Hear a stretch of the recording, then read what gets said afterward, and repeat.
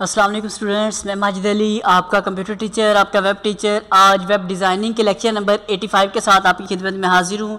Students, आज हम जानेंगे कि वेब डिज़ाइनिंग में जो अपना मेन टॉपिक चल रहा है इस वक्त PHP, उसके इनर साइड पे स्टेटमेंट्स कैसे यूज़ होती हैं, वेरिएबल्स कैसे काम करते हैं।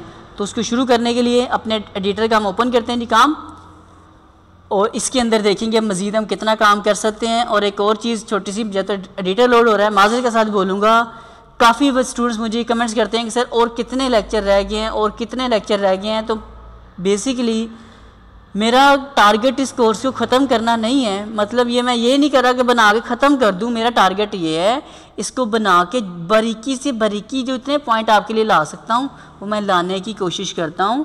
आप लोग प्लीज़ इसको बस सीखने की कोशिश करें, ख़त्म करने की कोशिश ना करें। लेकिन फिर भी मैं कोशिश करूंगा कि जल्द से जल्द इसको वाइंड अप करके दूँ आप लोगों को।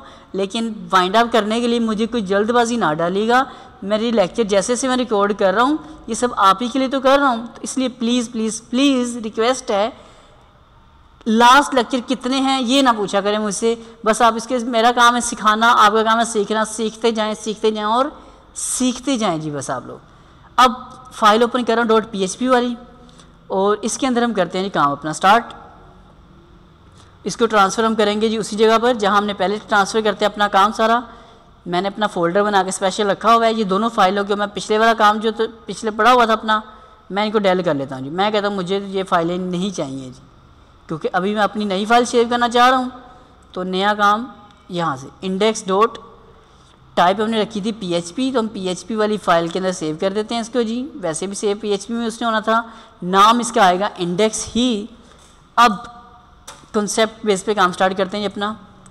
PHP की कोडिंग कर लेते हैं थोड़ी सी। PHP की कोडिंग में पहली चीज़, आप कहीं भी कुछ भी कोडिंग कर लें, मैं सबसे टॉप पे कर रहा हूँ। वैसे हम कोशिश हमेशा करते हैं कि हेड सेक्शन के इनर पे कोडिंग करें PHP की। इसमें जाके PHP लिखा। यहाँ आज हमें सीखना है जावास्क्रिप्ट और PHP के वेरिएबल का डिफरेंस। इसमें था जी स्क्रिप्ट का टैग, और यहाँ भी कर देता हूँ script tag close. Wow, automatic, very good. फ़ायदा ड्रीमर का यही है। यहाँ हम कहते हैं जी एक वेरिएबल आओ x बराबर है 10 के। PHP में आगे कहते हैं जी x बराबर है 20 के कर लेते हैं जी, ओके। और y कर लेते हैं इसका नाम ज़रा, ताकि समझने में आसानी हो जाएगी। सेमीकोलन इसको क्लोज किया क्योंकि मैंने उस वक्त कहा था जब जावास्क्रिप्ट सिखा रहा था कि इसको सीखने से आपकी PHP काफ़ी हद तक डन हो जाएगी। तो मैं साबित करना चाहता हूँ कि क्यों मैंने ऐसा बोला था और ऐसा होगा कि नहीं होगा। देखते जी, अब देखते हैं ये है जी, हमने यहाँ लिखा जी, इसको डिस्प्ले करने के हम करते थे document DOCUMENT document dot right में जाके x डिस्प्ले कर दें जी।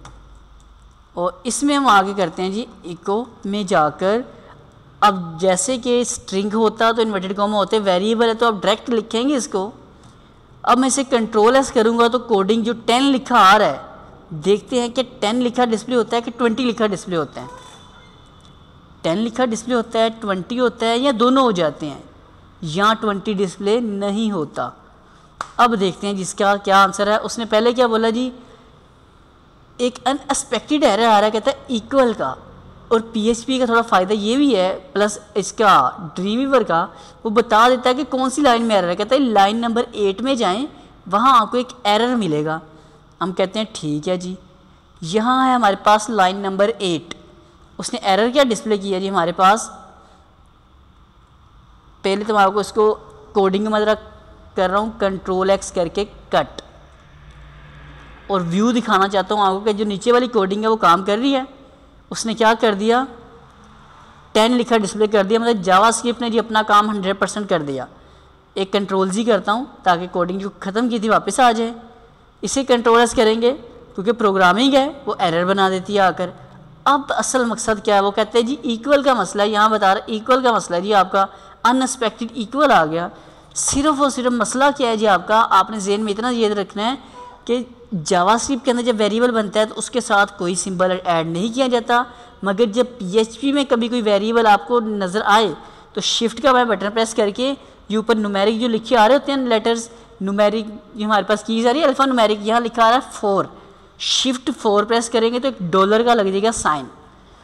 अगर कहीं पे डॉलर का साइन होगा तो समझ लेना कि वो PHP का वेरिएबल के लिए उसे लगाया गया है। तो जावास्क्रिप्ट और इसमें सिर्फ इतना सा फ़र्क है आपका, बाकी सब काम सेम है कि उसके वेरिएबल डायरेक्ट क्रिएट हो जाते थे। इसके जहाँ भी हमें वेरिएबल बनाने पड़ेंगे वहाँ आपको लाजमी तौर पर डॉलर का साइन लगाना पड़ेगा जी। देखा, काम करना शुरू हो गया।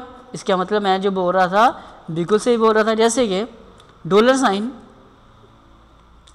Sign name is equal to inverted commas में जा कहता हूँ मैं H1 सर माजिद अली, और H1 का मैं टैग कर देता हूँ जी क्लोज,